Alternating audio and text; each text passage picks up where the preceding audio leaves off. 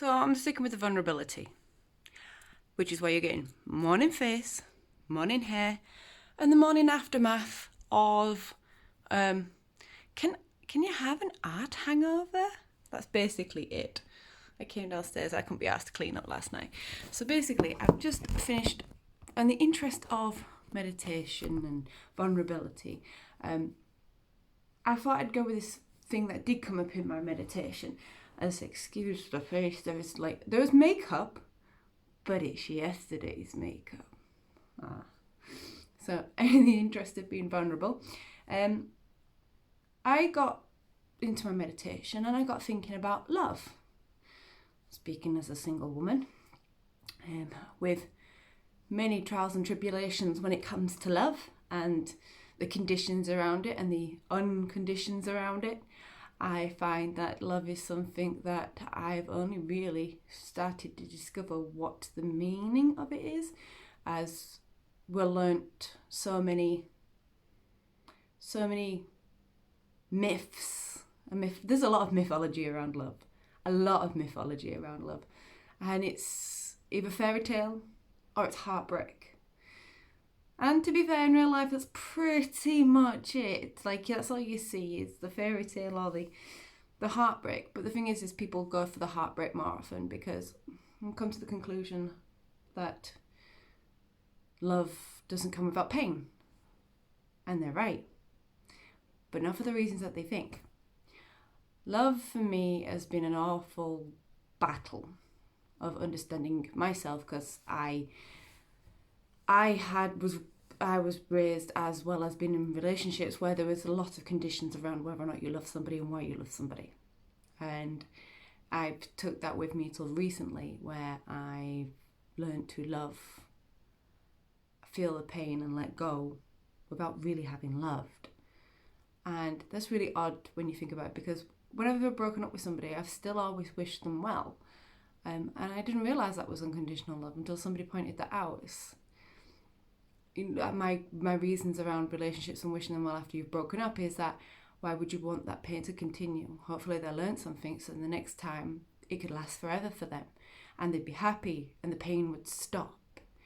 But I've come to the conclusion of, what's another thing that we have to fight against when it comes to love is our brains are designed to save us from pain. They do not want you to go through pain. Your massive computer brain does not want you to feel pain. Rhymes. It doesn't. It's not. It's what its function is to do is protect you. And they've actually done studies and discovered, I'll have to see if I can find it, but where heartache causes physical pain. Heartache, the heart you feel when your heart breaks, causes physical pain. Your brain is going to go, hang on a minute, this shit causes pain. We don't want that. So it will do everything to protect you from it, which means to not be in, or to find ways to cope around it, or the conditions it will find that it will protect you in. Now your brain's doing what it's designed to do. It's designed to save you from pain. But it doesn't realise that to lock you off from that pain, you can't feel anything, because they don't work that way. Like, as obviously the brain, you've got your emotions and your logical side and everything like that, and obviously they work, but we're going to go with the design of the heart and the head, because I think it's a lot better of an analogy for people to understand.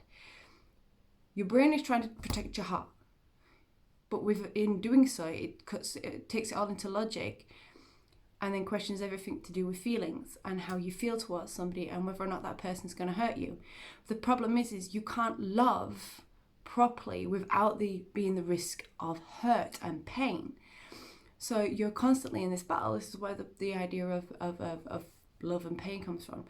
And the battle of the mind versus the heart, the brain versus the heart. And there's always a forever balance. But if you're questioning stuff a lot, it's because your brain's gone, I remember this pain. And the more you feel, the more your brain knows, I know this is going to hurt if these people go away, or the person goes away, or this job fails, or whatever. I know it's going to hurt. So what it's going to do is we're going to protect you. But recently I've discovered that that pain, how much you feel it, even though it doesn't feel like it is worth it, sometimes it ends up being the best gift for you. And it presents you with new gifts. And I didn't think I would be single at 35 and gone through the pains that I've gone when it comes to dealing with love, and then discovering what actual unconditional love is at 35 after being through 3 relationships, 2 children, and God only knows how many other different things of careers and shit like that, and losing loved ones. And only realising that the way I try my best to do things is because I just wish unconditional love on people. Whether or not I felt that myself is a different matter, and I'm not entirely sure I have, otherwise I wouldn't be questioning it. But if you're questioning love, it's because your brain knows the pain behind it.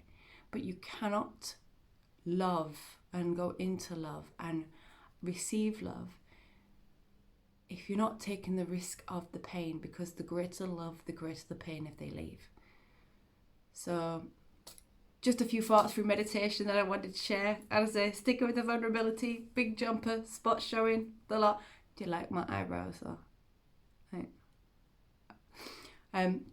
For all you that turn up again, I really do appreciate you. So if you like what I've been talking about, comment, like, subscribe, you know the deal. I appreciate every single one of you, and I do have unconditional love for every one of you, because I always want everyone to be the best of the person that they are in the moment, doing the right thing, what they are in the moment.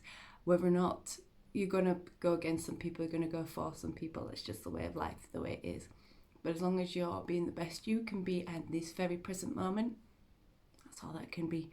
That's all anyone can do. So until the next time, take care. Mwah.